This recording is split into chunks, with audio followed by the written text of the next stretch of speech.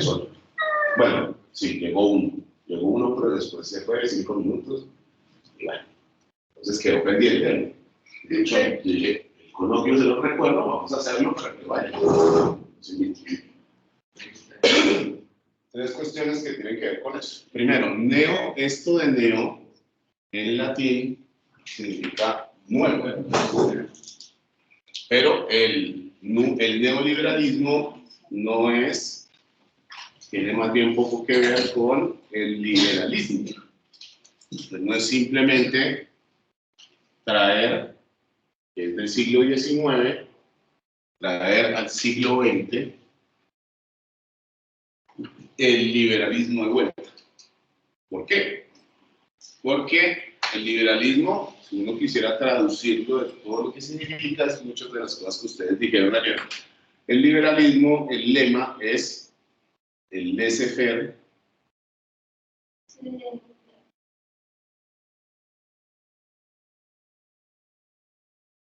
Y laissez-passer, inclusive la frase exacta es la que ustedes proponen. Exactamente. Todo eso significa dejar pasar. Por lo tanto, en términos del liberalismo, hay una proposición desde el punto de vista del Estado mínimo. Que les digo esto porque yo creo que esa lectura todavía no deja claro eso.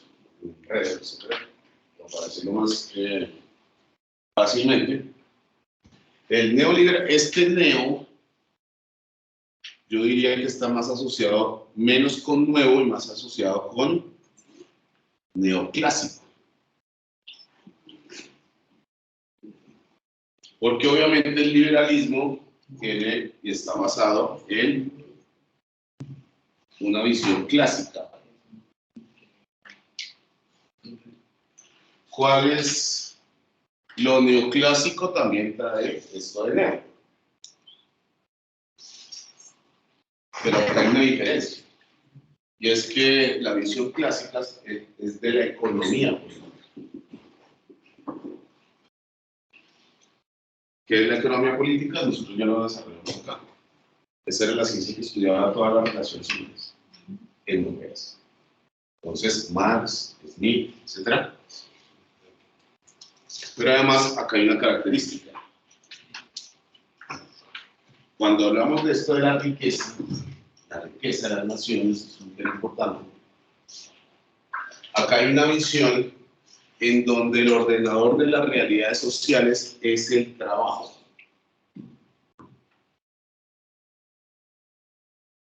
Por eso, la fuente de la riqueza es el trabajo es humano. Entonces, lo que hacen las abejas es trabajo, no. Trabajo tiene que ver con la fuerza humana, una fuerza humana. ¿Ok? Y esto se llama la teoría del valor trabajo, que es que todas las realidades humanas dependen y se ordenan desde el trabajo. Entonces, una mercancía. Una mercancía, su valor es cuando alguien tala el bosque, transforma la naturaleza, hace una silla, le incorpora trabajo humano, pues objetivamente eso tiene un valor desde el punto de vista de las relaciones sociales, porque se le ha incorporado tiempo de trabajo.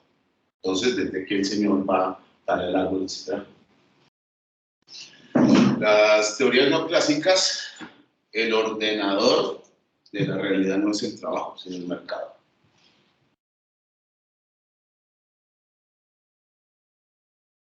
El mercado no es economía.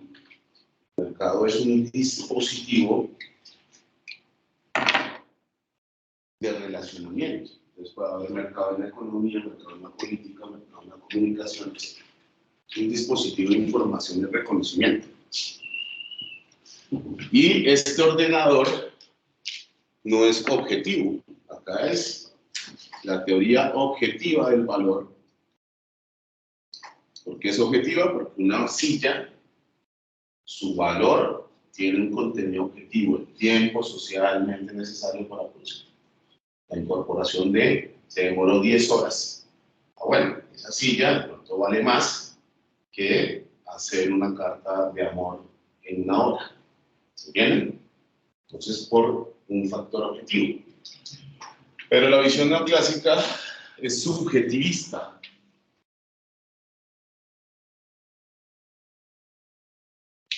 Entonces, fíjense que acá hay dos cosas que ya van separando el liberalismo del neoliberalismo.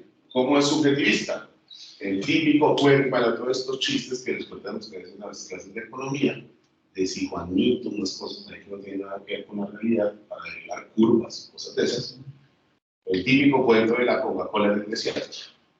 Es que si hay 3 personas, uno tiene 1 millón de pesos, otro 500.000, uno estaría dispuesto a pagar en el desierto por una Coca-Cola 1 millón de pesos. Entonces eso depende de la relación entre lo que yo estoy dispuesto a demandar y lo que me están ofreciendo. ¿Se entiende? Entonces acá hay dos visiones completamente distintas sobre la cuestión, pero hay una adicional. El neoliberalismo critica, es anti-laissez-fairista.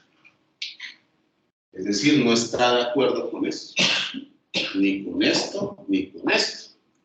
En el neoliberalismo, el Estado no es mínimo, el Estado es fuerte. Siempre habrá el Estado fuerte. ¿Pero fuerte qué? En función de los mercados. Entonces el Estado es actuante, no es Estado mínimo. Porque digo, eso está muy instalado a veces también en el sindicalismo ni en la misma derecha. Hay gente que dice, no, es que yo soy libertario, entonces el Estado al mínimo y hay que reducir el Estado. Y pues no sé, esto es del siglo XIX y esto se murió. Ya esto no funciona nunca. Ahora lo reviven, pero pues, a decirle acá a los señores estos, bueno, también hay una cantidad de chicos en esa que reivindican eso, pero es muy difícil porque eso es una ideología del siglo XIX, además que eso está en el museo de historia, y no por capricho de uno. Es que el mismo neoliberalismo ya lo enterró, no lo valida. ¿Se entiende eso? Entonces el neoliberalismo está en contra de 3 cosas. Del liberalismo, que justamente es lo que pone en peligro en la crisis del capitalismo, que el capitalismo no pueda renovarse, entonces hace un proyecto político que se expresa ideológicamente, sobre todo desde la economía, pero el neoliberalismo está presente hasta en la literatura. De hecho, Walter Lippmann, estoy en coloquio, que es una reunión que se hace en 1938, coloquio Walter Lippmann. Walter Lippmann es un periodista y también un literato. Entonces lo digo porque sus libros también fundamentan todo esto del ataque al laissez-fairismo, el ataque al dirigismo, es decir, a las visiones keynesianas, es decir, al funcionamiento del estado de bienestar y al socialismo. Entonces, eso hay que tenerlo claro porque casi siempre se iguala el neoliberalismo simplemente con un liberalismo del siglo XX. Y no es así. Esa es la primera reunión, pero ¿por qué? Es un error no haberlo dicho en el ensayo, porque yo me concentro en eso que se llama la Sociedad Montreal, que es de 1947. De hecho, creo que ahí me pusieron 1948. ¿Y por qué? Porque obviamente esto empieza aquí, pero en medio de esto empieza la guerra. Estos se reúnen, tenían como lugar de negociación París, y obviamente Francia cuando entró en la guerra, eso termina dividido y se vuelve a retomar después de la guerra en Suiza.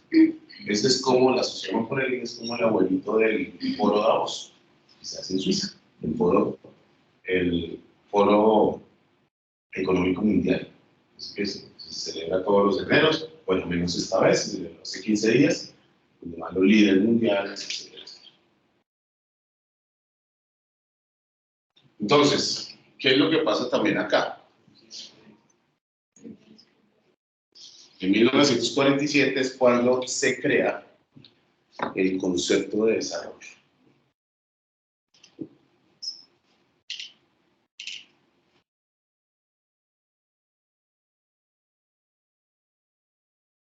Y eso que tenemos nosotros incorporado, porque hay Plan Nacional de Desarrollo, el desarrollo desde mi punto de vista, y pues para eso está no sé quién te mandó a leer eso, más ladrillos. El concepto de desarrollo tiene un contenido que es neoliberal. ¿Por qué? Eso que a veces todo el mundo nombra, pero nadie define. La definición de la ideología del desarrollo tiene que ver con que hay dos tipos de realidades sociales. Los países desarrollados que no están en el camino, como decía ayer, a los países subdesarrollados. Eso tiene como primer lugar la enunciación de Harry Truman, que es el expresidente de los Estados Unidos, que es tristemente célebre porque es el presidente de la bomba atómica, que es el presidente que nombra por primera vez la Guerra Fría. Todo que tiene que ver con todo eso. Entonces, ¿qué pasaba? Esto, el desarrollo es el concepto que reemplaza una idea muy importante en el capitalismo, que es el progreso. O sea, que siempre vamos hacia lo mejor. Pero fíjense que hay toda una serie de hechos que se vienen criticando desde Marx, etcétera, pero sobre todo aquí, la bomba atómica es como la prueba empírica de que el progreso entra a ser cuestionado. Porque ¿cómo así que siempre vamos a hacer lo mejor? La ciencia nos tendría que liberar de la ignorancia, la tecnología me tendría que liberar del trabajo, ese era como el imaginario capitalista. Y cómo así que creamos algo con la ciencia, con la mayor expresión de la ciencia, que puede poner en peligro a toda la humanidad. Entonces hay una contrafinalidad. Entonces todo esto del progreso entra a ser cuestionado desde hace mucho, pero pongo ejemplos. Y entonces esta palabra, esto es lo que va a reemplazar para renovarlo la cuestión del progreso. Desarrollarse. Los países desarrollados mostrarían el camino a los subdesarrollados, pero en términos de la definición del desarrollo, para los países subdesarrollados, lo que dice el neoliberalismo es que esta división se debe mantener entre los países subdesarrollados, los identificó como agrarios, que tenían menos, eran económicamente, decían ellos, atrasados, se caracterizaban por la agricultura, pero la misma definición de desarrollo es que los países, para poder llegar al estadio desarrollado, tenían que hacer tres cosas. Primero, estabilizar su economía, estabilización macroeconómica, es decir, tenían que adoptar regímenes de moneda fuerte, es decir, políticas monetarias restrictivas, todo lo que el FMI iba a recomendar en el Consenso de Washington, política fiscal restrictiva, política cambiaria fluctuante, es decir, políticas en función del mercado, y además los países subdesarrollados tenían que mantenerse en una idea que es de David Ricardo, que la vuelve a retomar en el liberalismo, que se llaman las ventajas comparativas. Entonces, ¿qué significa ventajas comparativas? Usted por cuestión, digamos, divina, produce buen café. Bueno, ¿se tiene que industrializar? No, usted siga produciendo café, porque esa producción tiene que estar orientada al mercado. Esto que es una abstracción en términos sociales, políticos, económicos, el mercado tiene su máxima expresión en el mercado internacional, porque es precisamente un escenario donde no hay gobierno. Produzca para el mercado internacional y con lo que produce, por eso hay un énfasis en las exportaciones, por eso con eso las exportaciones. Y en el mercado internacional lo que usted no produce, a partir de las divisas que tiene, produciendo lo que le tocó por cuestión del azar y en donde va a ser supuestamente más eficiente, entonces a partir de eso es que va a poder lograr desarrollarse. Pero es colonial, ¿por qué? Porque esa idea, lo que le dice a los países subdesarrollados es manténgase como proveedor de materias primas, mientras que los que ya son desarrollados industrializados son los que se mantienen su industrialización en términos de materias primas. Entonces va a crear una relación, la misma relación colonial. Nosotros como proveedores de materias primas, pero ya es neocolonial. Digamos, eso sería general, pero no discute la división internacional del trabajo. Porque en últimas la crítica que hace, por ejemplo, la CEPAL es, un momento, si usted sigue haciendo eso, nunca va a llegar acá, inclusive dentro de esta visión. Porque el mercado internacional, usted manda café y se lo devuelven industrializado y hay más incorporación de valor. Por lo tanto, acá no hay producción de valor o una producción subordinada de valor, con lo cual siempre los desarrollados van a ser más desarrollados y los subdesarrollados nunca van a poder como alcanzarlos, como ese cuento, digamos, un poco de la zanahoria, claro, centro-periferia y de la zanahoria. La zanahoria está ahí, pero nunca se va a alcanzar la zanahoria. Es cuando ponen como una carretilla. ¿Cuál es? Entonces eso es una relación colonial. El cuento de la zanahoria. No, es un palo. Un palo al burro y el burro avanza, pero no Pero hace si yo tengo nada. un palo que tiene el burro. Entonces, ¿cómo no palo? Sí, parece una clínica. Entonces, esa es una condición colonial, pero además, después hay una parte, pero eso tiene todo un desarrollo en otro tipo. Las políticas que se impusieron mundialmente en los 90 tienen el mismo contenido de las políticas de la época victoriana. Es decir, cuando el imperio británico era imperio colonial. Lo que pasa es que ahora la condición colonial no se reproduce vía un mandato cultural, de ir a civilizarlos y que tengan contenido económico, desde luego, la extracción, sino que se hace vía economía. Por eso se llama neocolonialismo. Porque obviamente hay liberación formal de los países, pero siguen dependiendo en la lógica ya no de mercados bilaterales, sino del mercado mundial. Digo un poco para... Y bueno, y esto del coloquio Walter Lippmann es muy importante, pues, no sé de dónde lo habrán visto, pero yo en ese momento no había leído las artículos del coloquio Walter Lippmann, pero después en mi tesis me puse a investigar esto del coloquio Walter Lippmann y es muy importante, es más importante que la sociedad nuclear. Pero bueno, es un tema de ñoño para todo. Sí. Pero es muy importante. El punto de inicio es este.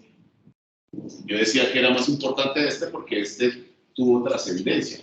Pero aquí es el primer punto donde se organizan todas estas ideas. Y esto es muy importante. Que ojo que esto ya no tiene verosimilitud. El neoliberalismo necesita estados fuertes y fuertes para que puedan regular los mercados. Aquí la lógica era la inacción del gobierno o del Estado. Entonces no actuar lo mínimamente posible. Por eso son las funciones de ANM. El Estado se tiene que mantener en construcción de infraestructura, financiar los tribunales para proteger la propiedad privada y mantener el ejército, que eso no lo va a hacer ninguna iniciativa privada. Pero el Estado neoliberal es actuante. Ahora, no actúa demasiado, porque si no ya sería un Estado keynesiano, de intervención, ni mucho menos socialista de planificación centralizada. ¿Se entiende? Pero el Estado neoliberal actúa regulando los mercados, pero es siempre en función de esto, de estas lógicas que, acuérdense, no solamente son economía, no sé, política, sociedades. ¿Vale? Bueno, entonces quería compartirles eso porque, además porque tiene que ver justamente con esta lectura, que es la tercera forma histórica contemporánea del Estado, que hay un autor que le pone estos apellidos. Estado schumpeteriano del trabajo. Entonces ahí nos recuerda un poco cuando hablábamos del Estado keynesiano de bienestar. Van a cambiar esos apellidos y particularmente porque este Estado va a estar en función de la lógica del trabajo y tiene este apellido, que no sé si lo hayan escuchado, que es Joseph Schumpeter. Bueno, Schumpeter está acá. Es como el abuelo de toda esta visión de las cosas, con lo cual entendemos esto que sirve para los cócteles, schumpeteriano de trabajo, sisiógenas del Estado schumpeteriano. El Estado neoliberal.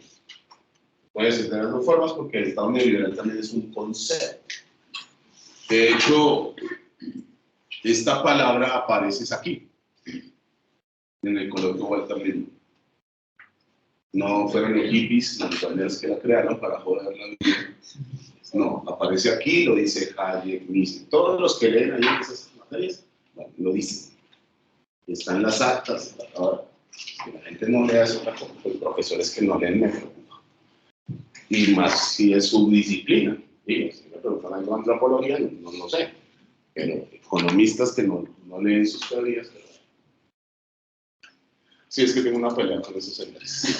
Muy cariñosa. ¿Ah? Sí, fue en el auditorio. No llegaron. No, yo no promocioné ese volante. Ya sé. Invité a los grupos, es más, fueron los estudiantes que dicen que son libertarios y no fueron los profesores. Eso no fue un evento que era en la auditorio de profesores montanos. No, eso fue en el auditorio. Era de bebé. Fue en el 2018. Ah, no. Bueno, entonces, para volver a traer a colación la cartografía. ¿La cartografía? No es que yo les dije y se los digo porque son amigos míos, pero les digo, yo cada vez que puedo en clase los boleteo. Sí, como son gente grande. Bueno, la cartografía entonces que tenemos desde el punto de vista del cierre del curso está asociada a lo siguiente. El Estado keynesiano de bienestar, tuvimos una exposición, el Estado burocrático autoritario, que se desarrollan en las décadas de posguerra hasta 1970, 1980. Pero con una diferencia. El Estado keynesiano de bienestar, que es paralelo al burocrático autoritario, es un Estado privativo de capitalismo central. El Estado burocrático autoritario privativo de lo que podríamos llamar el capitalismo periférico. Ya esto lo explicamos en términos del esquema de O'Donnell. Y hoy veremos una caracterización básica que nos ofrece Yeso. También hay otras caracterizaciones alternativas, pero esa me parece la más sencilla, la más didáctica y más esquemática, que es el Estado schumpeteriano de trabajo. Yeso tiene un vacío, y es que deriva este Estado de la crisis del Estado de bienestar. Es decir, el Estado schumpeteriano de trabajo, y voy a decir de ahora en adelante de trabajo, es el que, a partir de esta crisis del bienestar, termina articulando una serie de estructuras refuncionalizándose. Pero nosotros aquí, obviamente, le añadimos, porque esto no va a aparecer en la lectura para que tengamos una comprensión mucho más amplia, olvida los procesos periféricos, y particularmente América Latina. La tesis mía, y que está, digamos, de alguna manera también avalada por O'Donnell, es que el Estado schumpeteriano no solamente se explica por una crisis del estado de bienestar, sino también por un auge de un Estado que se disuelve, pero que transfiere el componente autoritario a este tipo de Estado. Por eso acá se ponía la lectura de Wackel, porque el Estado schumpeteriano del trabajo, esta descripción va a ser una descripción mínima que va a ser Yeso, hay que complementarlo desde las otras lecturas a partir de algo que yo llamaba el Estado postburocrático autoritario, que es muy parecido a esto. Pero estos estados burocráticos se referían a América Latina, a las formas de dictadura civil. militares. Exactamente, pero ese es el Estado. La dictadura no es un Estado, no es un régimen estatal, sino una forma de gobierno. ¿Qué? O sea, creo que no está compartido. Creo que no está. La diapositiva no está viendo en... Pero esto es lo que se está viendo en Teams. No. No, se está ¿No? viendo en esta cámara. Lo que vemos nosotros de pronto, o sea, te están viendo a ti. Sí. Ah, perdón, no los había escuchado. ¿Quién está por...?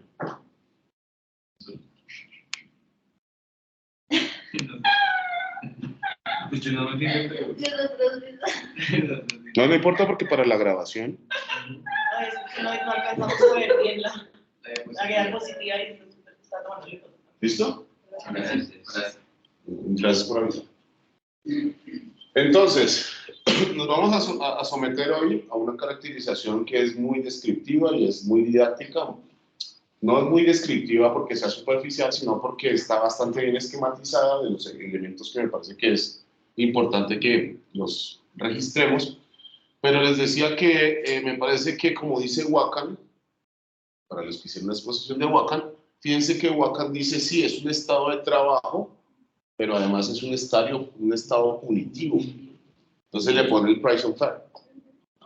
Me parece que esa estructura hay que añadirla y por eso lo llamo yo, más que estado schumpeteriano del trabajo, estado postburocrático autoritario, que es el componente del estado de trabajo, el componente de estado punitivo y también otro vector que es muy importante, que es el estado emprendedor. Porque ese, bueno, por ahí ya me putearon en Facebook, pero este es un eje que es importante en las configuraciones del estado actual. Lo que pasa es que eso no es porque Puello es más inteligente que Yeso, no. Lo que pasa es que este es un ensayo de finales de los 80, inclusive ustedes cuando ven el título, él se pregunta, él dice hacia un estado schumpeteriano del trabajo, porque está viendo unas tendencias que al final se fueron consolidando.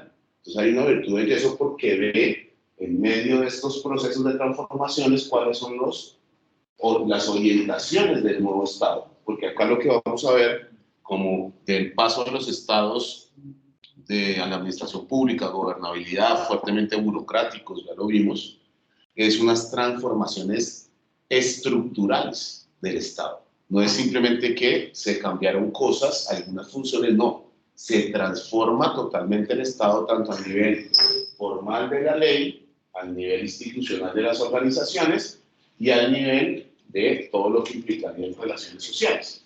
Por eso aquí vamos a pasar sobre todo de un estado de bienestar y del autoritarismo en dos formas estatales a un estado ya no dividido geográficamente, sino un estado global. Es decir, esta caracterización es de todos los estados hoy. Alguien me dirá, que es igual el estado sueco, al estado colombiano, al suizo, al de Uganda. No son idénticos, pero los vectores que los conforman y los configuran como régimen estatal, sí. Lo que pasa es que Suiza parte de un punto distinto al punto de Uganda y al de Colombia, convergiendo a la caracterización de que hacemos de trabajo punitivo emprendedor. ¿Se entiende? Entonces, todos los estados ya funcionan más o menos en términos estructurales como dice eso. Pero, obviamente, ¿de dónde viene Suiza?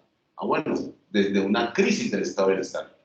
Colombia parte desde una disolución del estado burocrático autoritario, que es el que mantiene sobre todo este eje autoritario que hay que tener en cuenta en esta combinación. Estos estados van a ser de bienestar residual y de autoritarismo fundamental, muy parecido a lo que también ya fue descrito por O'Donnell en términos de las dictaduras cívico-militares, pero ahora tenemos democracias no institucionalizadas, delegativas, no representativas, o anocracias, digamos, en términos de lo de Colombia. Y en este mapa es importante entonces estas estructuras. Acá ustedes la pueden desarrollar con Wacan, que hace una combinación de los dos. Y este es un tema que me hubiera gustado pues, desarrollar, pero que dejo consignado algo que es importante. Otra de las diferencias entre liberalismo y neoliberalismo es que el principio antropológico del liberalismo es algo que se llama el homo economicus.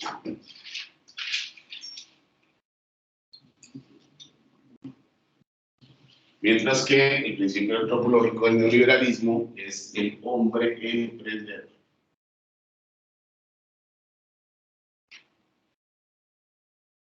Que se define como empresario de sí mismo. Entonces, fíjense que estamos ante dos diferencias que son sustanciales, pero simplemente las dejo registradas para que lo tengan en cuenta. De hecho, el que teoriza en términos por primera vez esto que se llama el hombre emprendedor, que es diferente al capitalista, es Joseph Schumpeter. Entonces, por eso, de alguna manera, Jessop toma como puede, a la manera de el estado de bienestar, que tiene una lógica keynesiana, ponerle un apellido que nos recuerda que estamos parados dentro de esta visión del mundo, no de esta. Entonces, de paso, ya hay algunas caras. ¿Qué es el emprendedor? Nosotros habíamos hablado de la relación capital-trabajo, ¿cierto? Como la relación básica capitalista. Bueno, el emprendedor aparece como si fuera ese estado, ya está el sujeto del emprendedor está acá. Porque el emprendedor, por definición, por autoidentificación, no es un trabajador, pero tampoco tiene el capital. Por eso es empresario de sí mismo. Por lo tanto, esto Schumpeter le asigna una tarea fundamental del capitalismo, porque los emprendedores son los que, según él, dinamizan el capitalismo al combinar el factor trabajo y el factor capital. Ahora, también se ha llevado a ideología, porque obviamente cuando uno es emprendedor de sí mismo, y esto desde el punto de vista, eso ha terminado en mayores niveles de explotación, en mayores niveles de opresión. Bueno, ¿a quién le hace uno huelga si uno es el empresario de sí mismo, el jefe de sí mismo? Pero en todo caso no es que uno sea jefe de sí mismo. Lo que pasa es que esto ha logrado que indirectamente termine en las lógicas contradictorias del trabajo sin llegar a las virtudes de la lógica del capital. Entonces, lo digo, estoy en contra de los emprendedores de que me mataron de ti, entonces, ¿por qué me están en contra si alguien trae? No me haga eso. Busquemos otro nombre, es lo que yo decía, seamos emprendedores, laburantes, porque es que el problema es que está generando ideológicamente, para solo hablar de un campo, que esto se empieza a separar. Entonces acá hay un proceso ideológico que es complicado. Pero bueno, eso es para otra discusión. Es que digamos también pensamos en lógicas como de competencia, ¿no? O sea, Claro, eso porque es como, porque por lo menos, no sé, yo lo pensaba así como que se podría elaborar, pero no en términos de competencia, sino de pronto pensarse también como en la solidaridad que pueda haber dentro de la misma laboralidad, que no te la va a brindar. No, es que es exactamente por eso. Porque es que cuando uno dice, cuando uno está acá, está en términos de clase. Es un agregado en términos de solidaridad, pero el emprendedor por definición es un individuo. Entonces esto potencia la lógica individual. Y bueno, tengo una serie de cuestiones. Voy a contar rápidamente. Yo dirigí un par de tesis, una en Medellín, muy buena, sobre las políticas del emprendedorismo de alcaldía. Y hay unas lógicas muy difíciles porque de los 100 proyectos, el chico escogió 100 proyectos para hacer el seguimiento, solamente 2 sobre 100 proyectos de seguimiento. Una tesis. Porque hay muchos. Yo sí. Pues, ¿cuánto tiempo se ha O sea, formado sí, la tuvo que haberse tardado que el año. Usted está haciendo análisis. Sí, claro. No, pero no, sí, no, inclusive 100 no fueron la totalidad. Escogió 100 proyectos de un periodo. De esos 100 proyectos fueron exitosos 2. Medianamente, digamos, escogió como ciertas categorías, sobrevivientes, aproximadamente, no estoy seguro, pero como de 15, y los demás terminaron en unas situaciones muy difíciles. Porque claro, la lógica, y les daban cursos de emprendedorismo, y eso de que quién se comunique eso, y las 10 fórmulas para ser rico en 10 años, en 10. Exactamente, que hay los únicos que terminan siendo ricos son los que tienen el límite, porque hay una situación muy difícil. ¿Qué hizo el alcalde de Medellín? Que no va a decir de quién estaba el alcalde de Medellín. Promocionaban buenas prácticas con los 2 exitosos. O sea, no hacen un balance, digamos. Y los 2 exitosos tienen condiciones sociales distintas. Yo creo que uno sí fue exitoso en términos de la operación, pero el otro era, pues, unos chicos que, la verdad, no les quedaba muy fácil llegar al capital. Eso también hay que tenerlo en cuenta. No, que Elon Musk, el hombre más rico del mundo, etc. Bueno, pregunté quién es Elon Musk. O sea, eso no es que fue el niño que vendía mangos en el Pacífico y un momento a otro.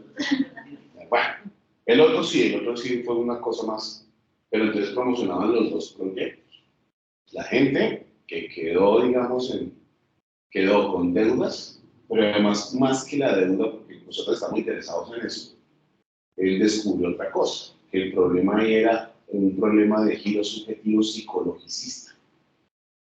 La gente no tanto era la deuda, sino que la gente se empezaba a reforzar que el fracaso era culpa de él mismo por su incapacidad. Ajá. Ese fue el problema más grande. Nosotros lo que queríamos descubrir era cómo había fallado la política, digamos, de emprendedor, o si había fallado, era exitosa. Ya sabíamos que la mayoría de alguna manera, y sobre todo en Medellín, porque en Medellín también, en Colombia en general, en Latinoamérica, pero en Medellín había esta idiosincrasia de chapalaje, y entonces eso tenía una serie de consecuencias muy difíciles. Y eso nunca lo hizo, o sea, hay que hacer un balance. De hecho, las recomendaciones de él eran un departamento que atendiera eso en términos de política pública también, porque la gente quedaba, digamos, traumatizada en el fracaso. Pero además la siguiente ronda, eso está muy bien planeado. Esto de los startup, ¿lo han escuchado? Sí. Bueno, el startup, eso viene de la psicología organizacional, porque entonces ahora el discurso es, no importa cuántas veces te caigas, todo será un nuevo día, y sí, está bueno, digamos, tener motivaciones, pero cuando las motivaciones están en medio de situaciones muy complicadas que te empujan, ¿se entiende? Porque nosotros estábamos criticando, digamos, yo no creo que eso sea emprendimiento, ni tampoco las eso es una iniciativa bacana y además sí se puede hacer solidariamente, sino en la estructura de eso. Entonces, digamos, ojo con eso. Bueno, después hablamos sobre emprendimiento, porque hasta vale la pena hacer alguna cosa sobre eso. Bueno, entonces, vamos a dar cuenta de este estado de trabajo schumpeteriano, que también se puede decir fácilmente estado neoliberal. Ok. Pero cuando se dice estado schumpeteriano del trabajo, vienen todo este tipo de vocaciones. Schumpeter, trabajo. ¿Qué quiere decir esto del estado schumpeteriano del trabajo? Bueno, lo que les acabo de contar, que es un poco también de la lectura de Hegel, de O'Donnell, de Lofe. Sí, ¿verdad? Bueno, lo que pasa es que ese lo pongo así porque ese es para mí. Ahí te explico la que es para eso. Exactamente. Sí, no, porque le hice caso a mi hermano. Esas cosas me las En la foto sí aparecía. Sí, sí, sí. La foto que me pusieron, pues yo sé perfectamente que no me creo emprendedor, que es de estética, yo sé que soy loco. Una foto que me mataron. Me mataron más. Le resucito. Bueno, estado schumpeteriano del trabajo. ¿Qué es lo que quiere decir de eso con esto? Como ya habíamos visto con Ofe, con casi todos los autores, las tendencias. La virtud de este ensayo es que obviamente lo hizo a finales de los 80 y pudo anticiparse de un proceso que a veces cuando las cosas están cursando es difícil dar cuenta si eso finalmente es cuestión de la coyuntura o es una cuestión estratégica, es decir, de largo plazo.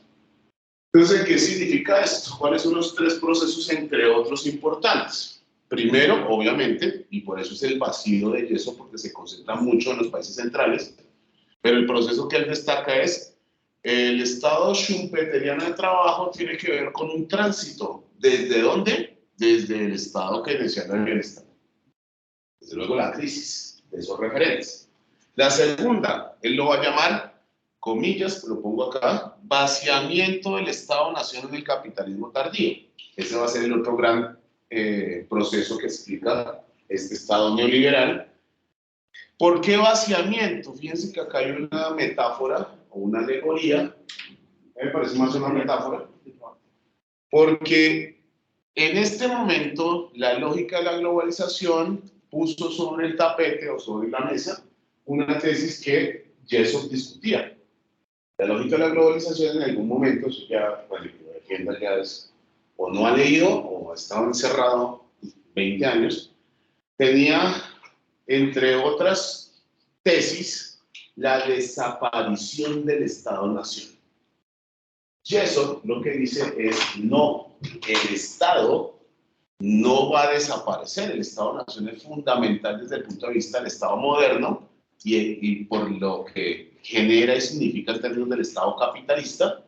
El Estado capitalista necesita ser nación, pero lo que pasa es que va a ser reconfigurado. O sea, va a cambiar no tanto en su estructura en términos nacionales, pero sí desde el punto de vista de su funcionamiento. Es decir, va a mantener una estructura, pero va a cambiar en la generalidad de sus funciones. ¿Se entiende? Por eso habla de vaciamiento, como si tuviéramos una jarra, entonces va a cambiar de contenido económico.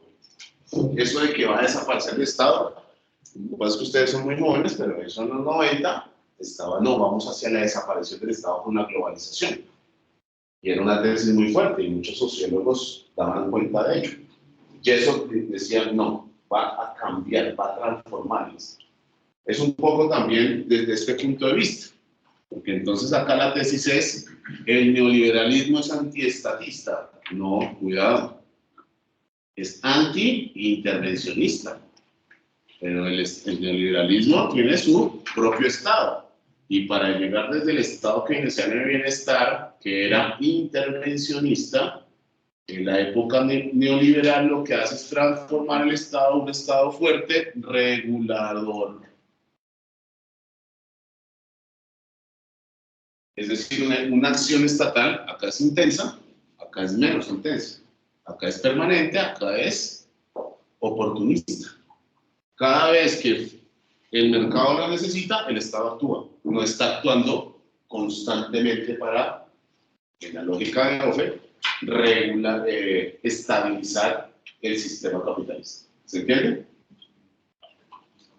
Y la tercera es, que dice Jessup, este Estado también se constituye a partir de un proceso de tránsito desde el Fordismo al post-Fordismo.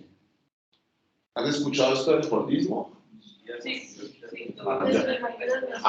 Y acá también lo dijimos con Hofe.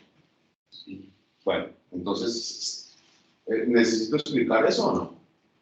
Sí, yo entiendo. Sí, yo entiendo.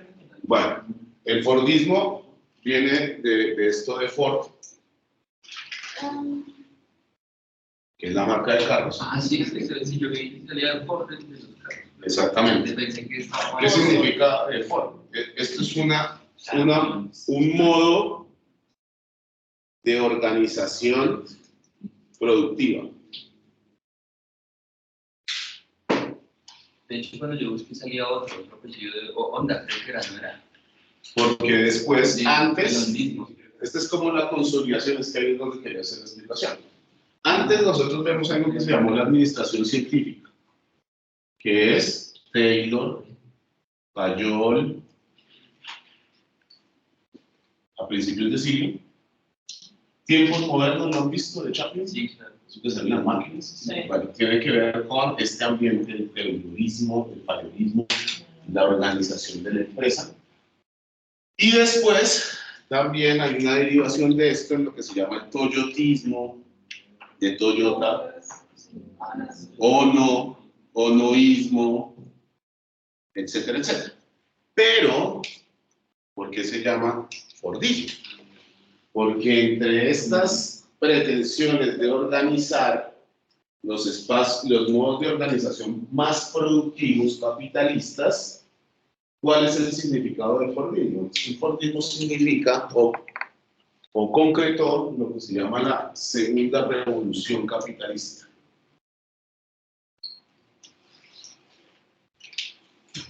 ¿Por qué? ¿Cuál es la primera revolución del capitalismo? Productiva. O bueno, lo voy a poner de una vez. Una revolución dentro del capitalismo, en el sentido marxista, de un cambio de sociedad, es cuando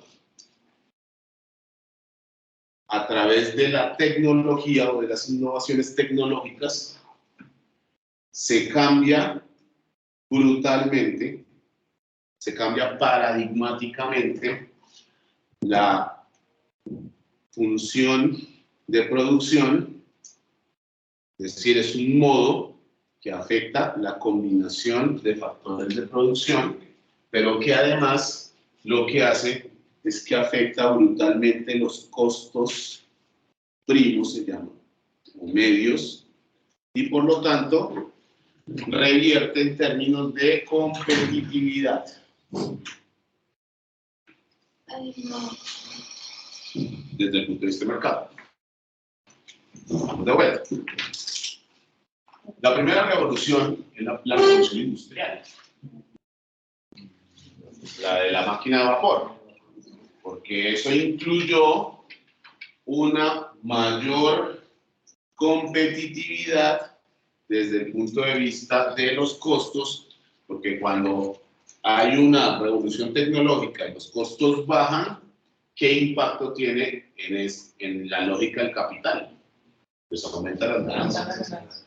Aumenta el beneficio en primer lugar y después las ganancias. ¿Por qué? Por un efecto de mercado.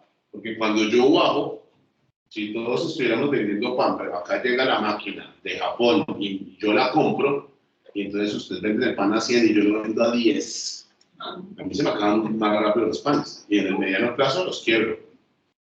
¿Se entiende? Sí. Las revoluciones del capitalismo hacen eso. La revolución industrial lo que hace es bajar los costos primos brutalmente, porque eso tiene incorporaciones de hombres en el proceso de transformación energético, la energía, la fuerza de trabajo, una mejor combinación de factores. Lo digo porque es que ahora todo el mundo, esa palabra revolución se ha manoseado mucho y todo es una revolución. Entonces, todo el mundo llegó a la hora que iniciamos, ¿qué revolución? ¿No? Todo el mundo llegó más temprano, más tarde. ¿Se entiende? La revolución de las tecnologías. No, chicos, eso no es una revolución. Lo que hacen las tecnologías es de pronto que los flujos de mercancías sean más intensos, más rápidos, etc. Pero eso no ha bajado los costos primos en términos de una revolución capitalista. Lo digo porque, bueno, acá también han hablado de eso. Entonces, el Internet, de las cosas, etc. Eso no es una revolución. Sí, es una incorporación tecnológica, pero eso no es una revolución en el sentido capitalista. La revolución es aquí, es porque la manera fordista de producción en masa, de concentración de las cadenas productivas en espacios, entonces la empresa Ford, ustedes, por ahí hay fotos, ya eso no funciona así, quedaba en Detroit. Entonces en Detroit quedaban 3 empresas y eso era toda la ciudad. ¿Por qué? Porque ahí estaba toda la cadena de producción desde el primer tornillo hasta cuando se acaba el carro. Y ese es un modo de organización sobre todo pensado de producción en masa. ¿Por qué? Porque se constituyó una sociedad de masa. Y eso se transfirió no solamente a los autos, sino también a las lavadoras, a toda una serie de mercancías. Pero este modo de producción no solamente es de la empresa, sino tiene como es un correlato de la forma de sociedad.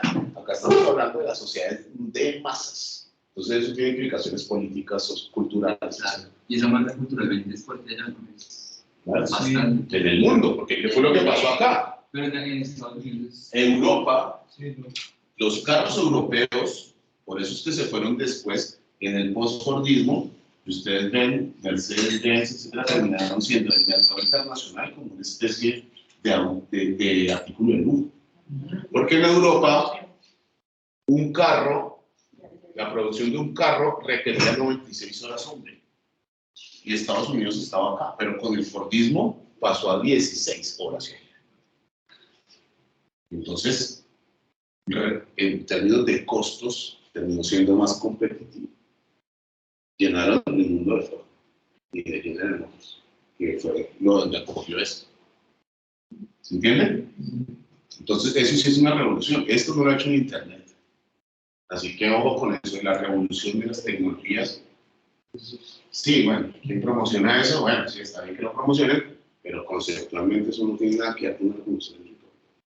De hecho, esto de las tecnologías, acuérdense que eso duró 5 años en términos de impacto sobre tasa de ganancia. Acuérdense que esto de Google, Facebook, etcétera, eso entró en crisis hace 20 años en las bolsas.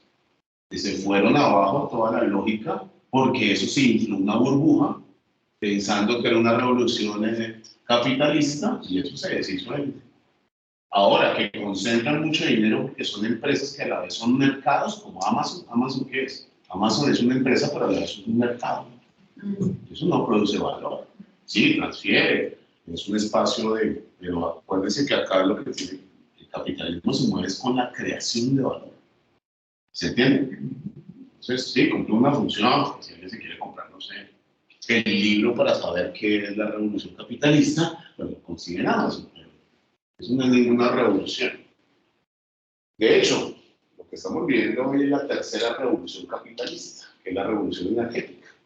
O sea, lo de Rusia y Ucrania tiene que ver con cómo se reparte en el mercado energético hoy. Un nuevo orden global. Los ganadores, Estados Unidos, Rusia, los perdedores, Europa y China. Y eso es lo que está pasando hoy. Poniendo a ver dónde es la frontera para, usted le tocó hasta aquí y a nosotros nos toca hasta acá. Porque la tercera revolución empezó hace 10 años, que se llama la revolución energética, fracking.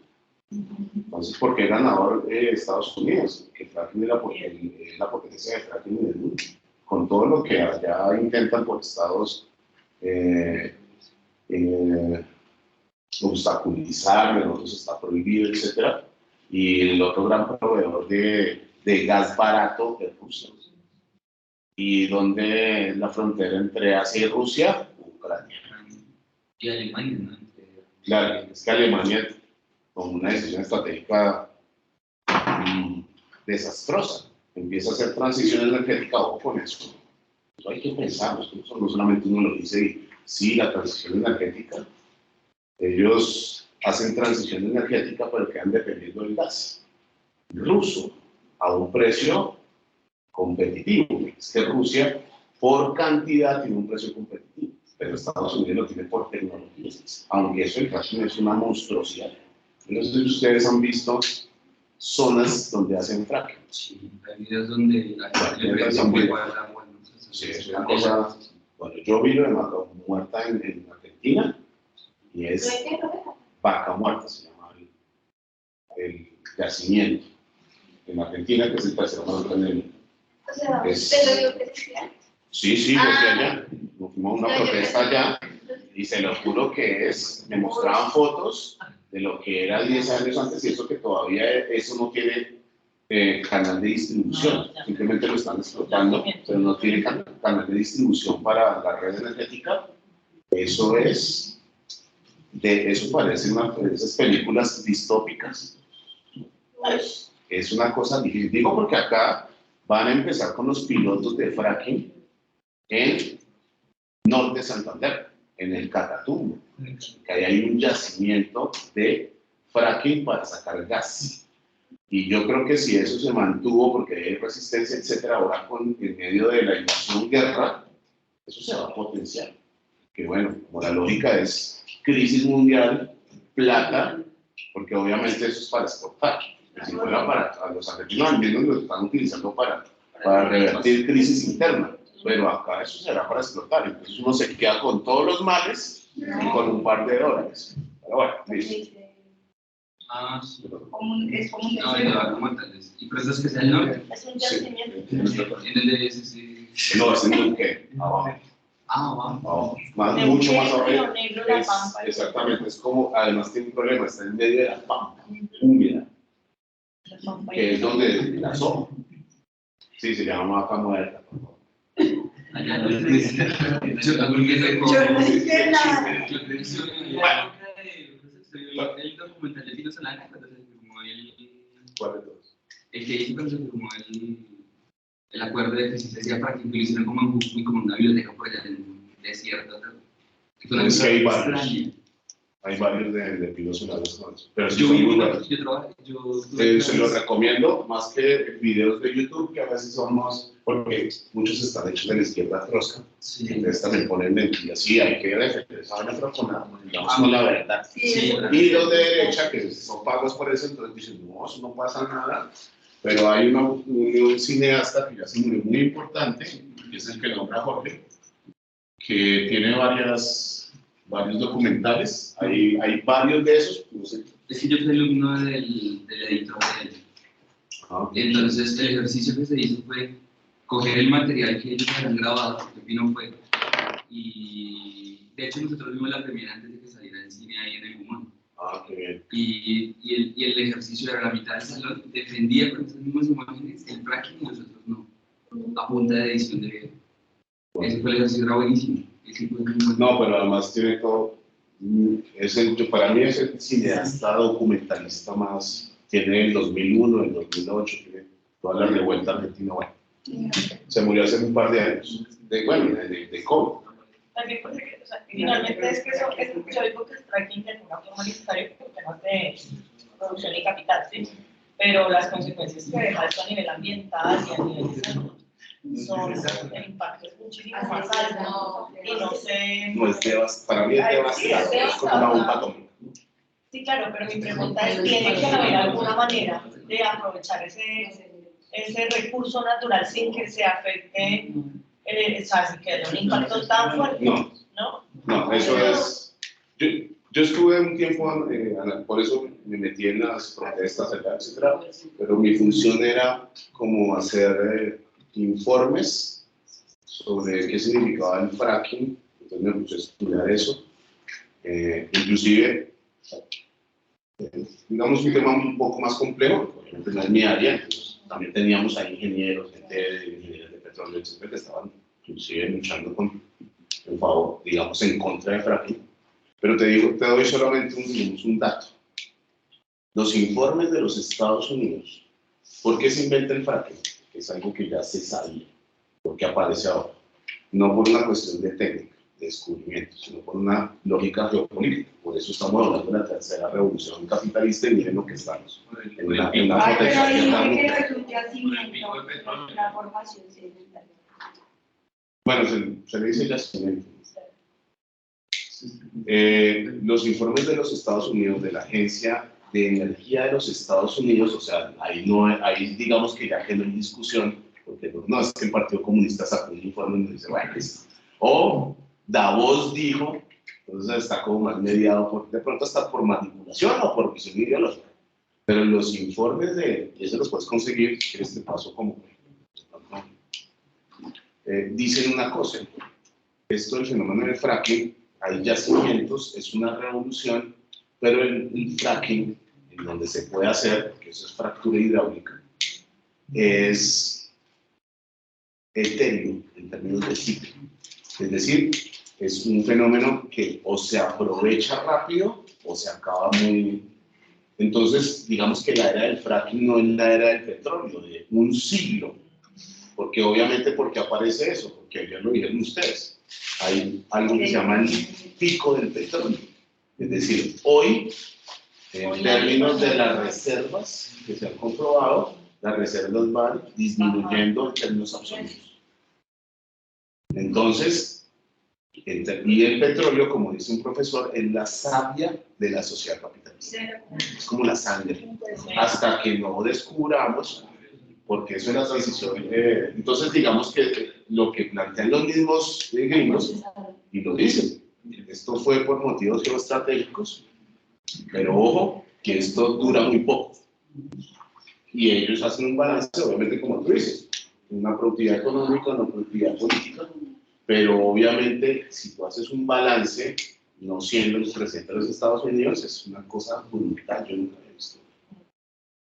He visto cosas. Finalmente es un recurso que se va a agotar en el tiempo y la consecuencia va a ser bastante nefasta. Pero tiene, como tú dices, productividad económica y sobre todo geopolítica y estratégica. Es que no se explica todo por las guerras del petróleo, ojo con eso, pero sí es un factor importante. Lo de Venezuela, ¿por qué se explica? Tienen reservas para un siglo de petróleo que no es petróleo, es un petróleo pesado, pero es petróleo. O sea, el petróleo pesado es que no tiene los 117 derivados, sino que tienen una utilidad de 24 derivados. Entonces, por eso se llama, y la extracción es más cara, etc. Pero inclusive el fracking es más caro que la extracción convencional, sin tener en cuenta los costos medioambientales. O sea, digamos que si tú fueras un negociante, tú dices, pero eso sale más caro, pero es que el problema ahí no es la relación costo-beneficio económico. sino todo lo que eso implica y sobre todo porque es una revolución energética. Entonces, ¿qué es lo que está? ¿Por qué dije yo que los grandes ganadores eran Estados Unidos y Rusia?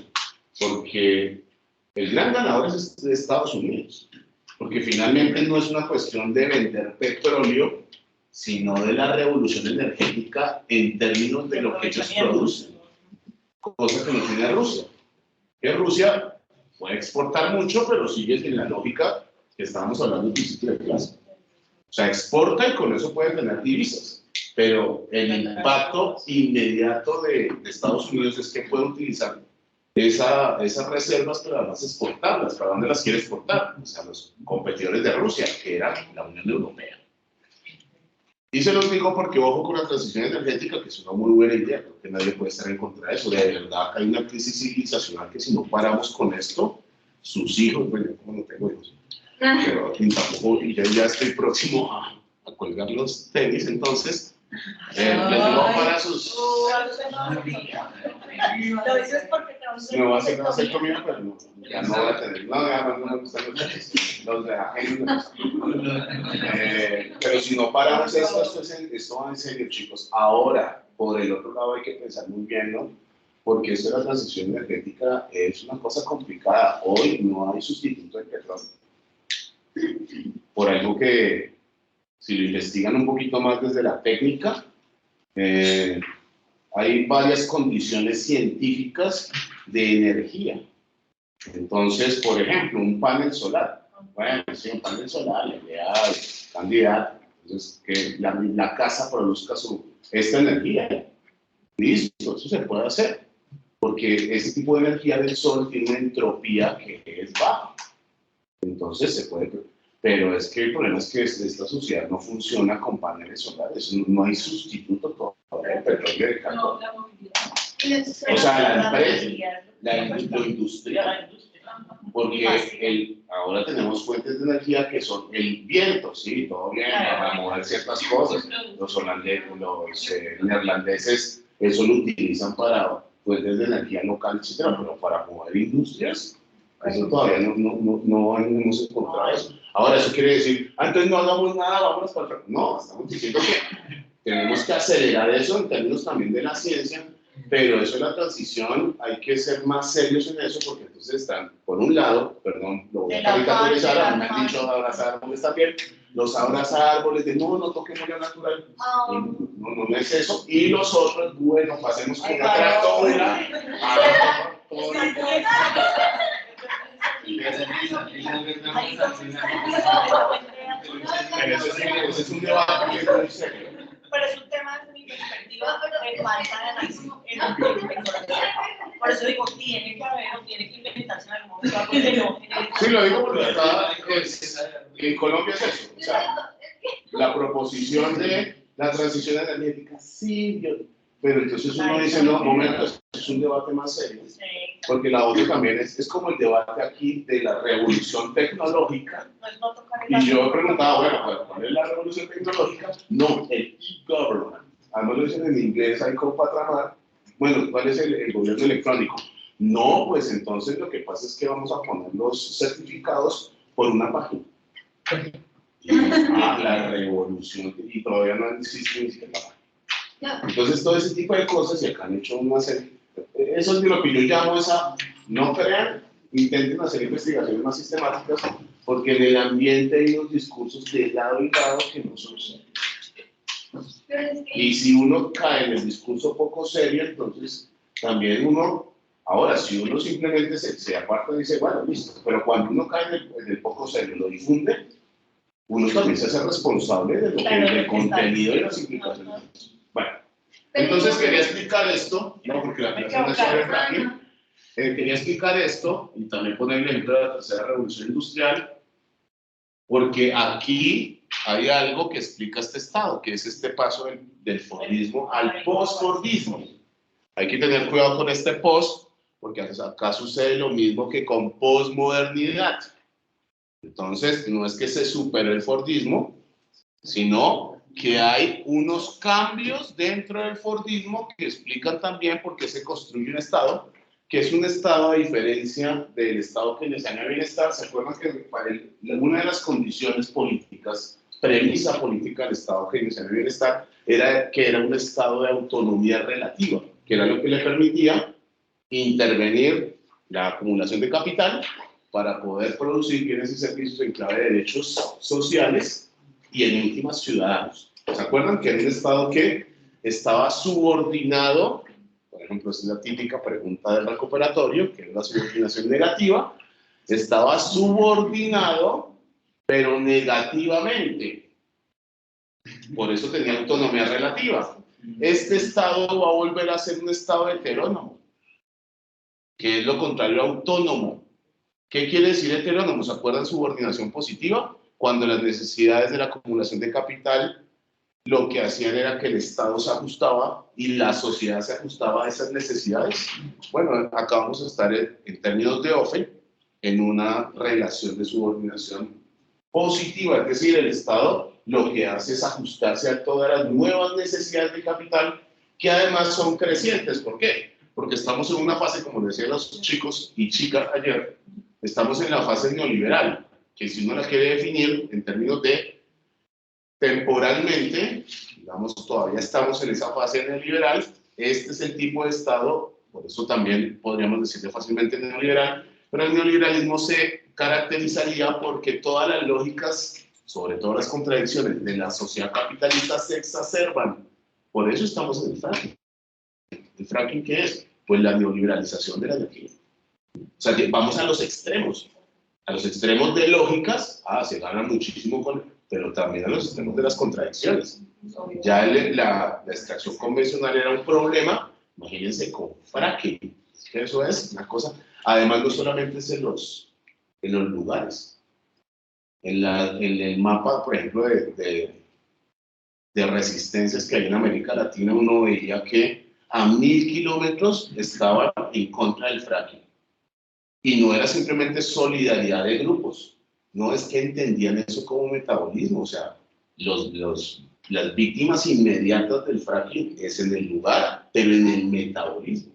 Como en Colombia, la Colosa, había protestas en Ibagué. Y uno dice, se solidarizaron. No, los de Ibagué estaban diciendo, hermanos, que todo lo que pasa en la Colosa me va a pasar a mí. Sí. ¿Se entiende? Es una lógica metabolismo. ¿Cómo podríamos resumirlo en términos de una frase? El Estado schumpeteriano de trabajo vaciado, dice Jessop, proporciona el mejor armazón político. Fíjense que es como si fuera el cascarón. En términos del vaciamiento del Estado-Nación, la transformación posible para el postfordismo. Este Estado vaciado de contenido en términos de crisis y vuelto a llenar desde el punto de vista de las lógicas del postfordismo, es la lógica política que articularía el Estado en términos sociales, económicos, políticos. ¿En qué significan? Porque esta lectura básicamente hay que reducirla a estos tres procesos y entenderlos muy esquemáticamente. Primer proceso, ya lo dijimos. Este Estado surge de una crisis del Estado de Bienestar. El Estado de Bienestar, ¿cuáles eran los valores generalmente evocados? Pleno empleo o economías nacionales relativamente cerradas, consumo masificado y colectivo, que era la contraparte de los derechos de bienestar. Fíjense que los derechos de bienestar, decía OFE, es una manera de estabilizar la sociedad capitalista ante crisis. Pero fíjense que los derechos de bienestar se centraban en el consumo, por eso Keynes hace tanto énfasis en el consumo, pero la contracara, ¿cuál es? La contracara es una sociedad fordista. Por eso es que este modo de organización productiva era masificado. Entonces eran las grandes empresas para producir autos, pues ya no era el auto pedido, digamos, el auto de la burguesía, que se hacían 20, y después, no, esto era para conformación de clase media, porque eran sociedades de masas, que es el fenómeno del siglo XX. Entonces los derechos de bienestar no solamente en una cuestión jurídica de vamos a tocarle derechos a estos revueltos, no, también tiene una contrapartida desde el punto de vista de la estabilización del sistema capitalista. ¿Y qué es lo que va a emerger? Nuevos valores. Entonces ya no es pleno empleo, no consumo. ¿Cuáles son los valores de este Estado Schumpeteriano del trabajo? Innovación, tiene que ver con eso. Procesos de mercado, economías ya no relativamente cerradas, sino progresivamente abiertas. Una política social que acá de qué dependía. No dependía del mercado, dependía de la lógica de ciudadanía. Acá va a depender la política social o va a estar subordinada a la flexibilidad de mercado. Fíjense que antes la política social, ¿por qué uno se pensionaba? Ah, no, porque yo soy ciudadano. ¿Cuál es la condición de ciudadano? No, yo nací aquí y cumplí con mis obligaciones. Acá, ¿por qué te pensionas? Porque hay una política, hay medidas sociales de pensionarse. Ah, porque usted trabajó, por eso es estado de trabajo. Ah, ¿usted cuántas semanas trabajó? Y sí hizo el ahorro individual, etcétera. Ah, el que trabajó bajo las condiciones que son cada vez más precarizadas va a tener, comillas, derecho. Entonces, el que se va a pensionar es porque cumplió las 1.250 semanas, eso es un aporte. Y bueno, vamos a ver cuánto tiene, 75% en igual pensiones. Usted le vamos a dar le vamos a dar un dinero que equivale a... ¿Se entiende? Cambia la lógica. Antes se construía en clave de bienestar, ahora se construye en clave de trabajo, por eso se llama estado de trabajo. Educación. Ah, no, usted la paga, pero es que para pagar hay que trabajar. Entonces la lógica no es porque ahora se consienta el trabajo, es porque el trabajo se vuelve central en la lógica económico-política de este nuevo Estado. ¿En qué consiste el vaciamiento del Estado-Nación? Dos cuestiones. Y llegamos al tercero y cerramos. Faltan 10 y para el... Sí. Es que la última clase entonces voy a exprimir hasta explotar. Muy sencillo, ¿no? Es esquemático. El vaciamiento, repito, el vaciamiento significa la transformación de las funciones del Estado, no la desaparición del Estado-Nación. Primero, ¿qué se transforma? Sobre todo estructuralmente, dice Jessop, el ejercicio del poder estatal soberano. Acuérdense que ese es un elemento muy importante desde los elementos del Estado moderno. A través de lo que llama Jessop un triple desplazamiento. Un desplazamiento del ejercicio poder estatal o se mengua y se limita hacia arriba, hacia abajo y hacia afuera. ¿Por qué? Hacia arriba, el espacio transnacional. Entonces, eso que era nacionalizado desde el punto de vista del poder estatal, se desnacionaliza hacia el espacio transnacional. ¿Qué es el espacio transnacional? A diferencia del internacional. Bueno, lo que pasa con Rusia. Rusia, las sanciones de dónde han venido.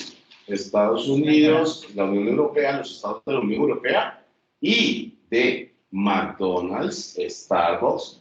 El espacio transnacional no solamente es internacional de los estados, sino además con actores del mercado. Entonces, fíjense que, ¿cómo así que sanciona a Coca-Cola en Rusia? Es una empresa. Eso no pasaba hace 50 años.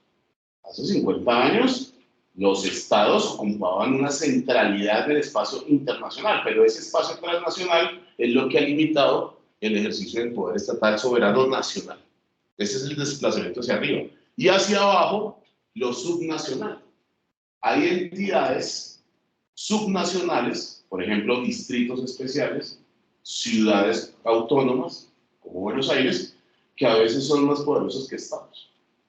O sea, por ejemplo, la ciudad autónoma de Buenos Aires, que es la capital, no el departamento, sino la capital, maneja el mismo presupuesto que países europeos.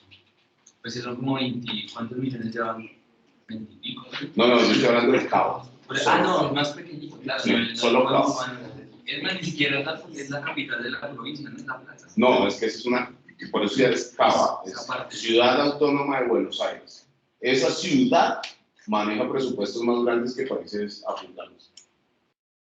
Otro ejemplo de desplazamiento hacia abajo son los subnacionales.